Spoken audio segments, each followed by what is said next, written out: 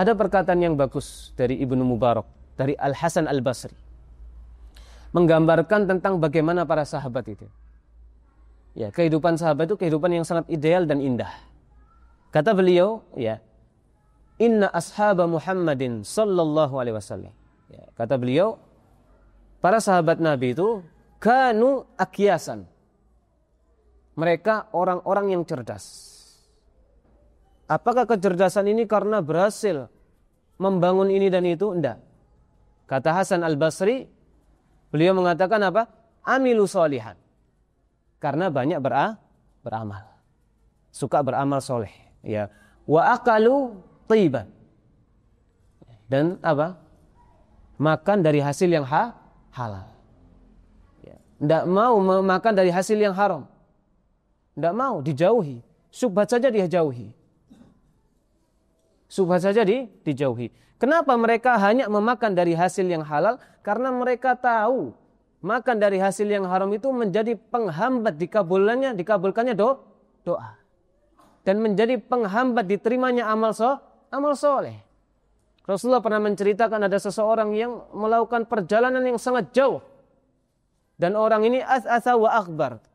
Ya, keadaannya lesuh dan capek. Kemudian orang ini mengangkat yamuddu yadai ila sama, kata Nabi. Tangannya diangkat ke langit. Antum tahu? Adab doa itu diantaranya mengangkat tangan. Salah satu sebab dikabulkannya doa dengan mengangkat tangan dan melakukan apa? Perjalanan. Jadi orang safar itu doanya dikabulkan.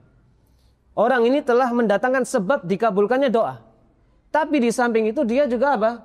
Kata Nabi, wa mat'amuhu haram, wa mashrabuhu haram, wa malbasu haram, wa ghudiya bil haram.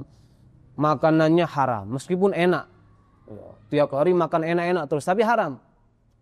Minumannya segar. Enak-enak terus. Enggak pernah minum yang tidak enak. Pakaiannya bagus, tapi semuanya haram. Tapi dia meminta kepada Allah, ya Rabbi, ya Rabbi. Tapi semuanya haram. Fa anna yustajabulah. Bagaimana mau dikabulkan? Meskipun dia doa dengan serius, doanya secara rohani, iya. Tapi ternyata kelakuannya roh halus kan gitu.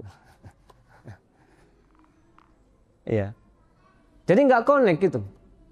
Bagaimana Allah kabulkan? Dengan makan yang para sahabat tuh kalau makan cari yang halal.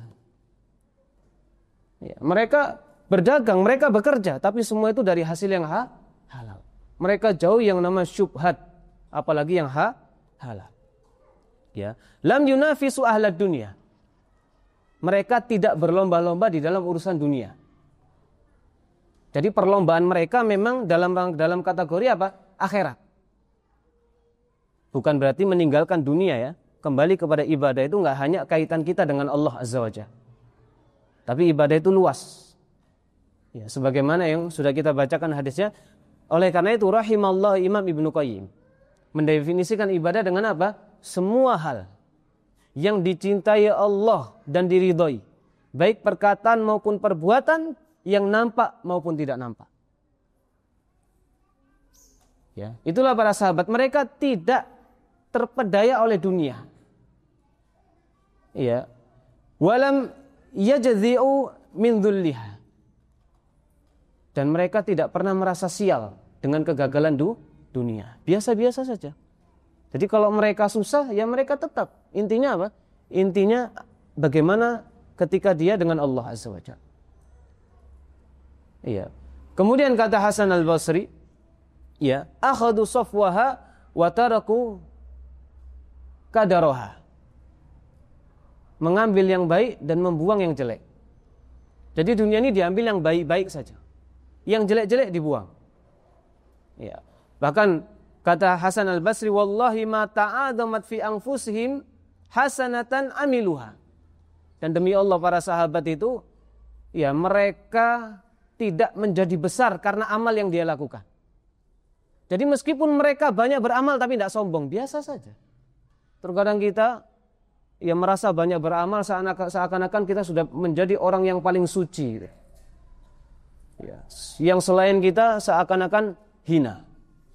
Para sahabat enggak seperti itu. Mereka beramal serius dan rajin di dalam beramal soleh, tapi tidak menjadikan itu sombong. Dan yang terakhir kata Hasan Al-Basri rahimahullahu taala, wala tasagharat fi anfusihim sayyi'atan amarahumus syaitanu biha. Dan mereka tidak pernah menganggap remeh dosa yang dibisikkan oleh syaitan. Dosa apapun tidak dianggap remeh.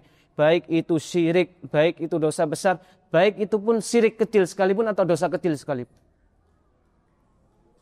Inilah gambaran para sahabat. Inilah, maka kalau engkau mengaku dirimu salafiyan, maka jadilah orang yang baik kepada Allah Azza wa Jalla, dan jadilah orang yang baik terhadap diri Anda, dan jadilah orang yang baik bermuamalah dengan benar sesama manusia. Ya, karena di akhirat sudah tidak ada lagi yang namanya harta dan kekayaan. Di akhirat yang kita bawa amal.